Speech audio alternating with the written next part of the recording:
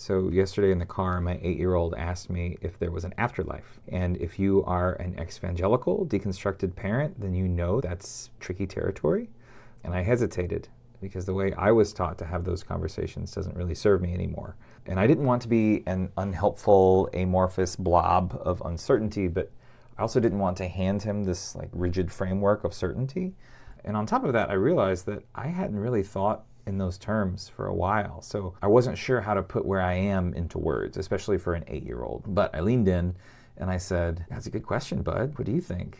And he said, "Yeah, I think there is. I just wonder what it'll be like." And then he asked me what I thought. And I told him there's lots of different stories that help people in different ways. And I won't recount the whole conversation because it'd be a very long video. But it did put me in a position to actually articulate what I think about an afterlife. And the gist was this. I asked him if he knew what consciousness was, the awareness that we have of our own thoughts and the world around us.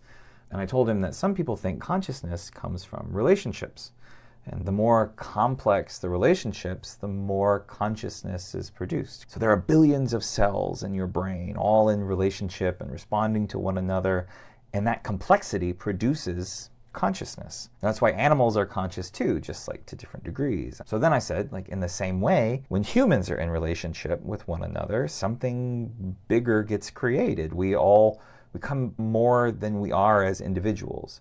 And if you imagine the entire universe in relationship, every planet and star and galaxy, that would be the biggest kind of consciousness there is. And that's what some people call God. And because you're a part of that, one piece in relationship with all these other pieces, then you're part of that consciousness too. You're like a cell in this infinite brain. You are the universe experiencing what it's like to be you for a while. And when you die, that bigger consciousness that you're a part of, it doesn't disappear. It keeps being, it keeps experiencing, just like it did before we were born, and it will long after. So in a way, yeah, I think there is an afterlife. Maybe not as ourselves, as we usually think of ourselves, but as we really are. And we talked about it a little differently, of course, because he's 8. But what I hope he carries with him is that you are a unique and temporary expression of the universe.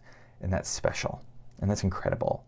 And that's worth loving. And he's also part of something so much bigger than himself. So he doesn't get stuck in this small story of his life or too attached to who he thinks he is.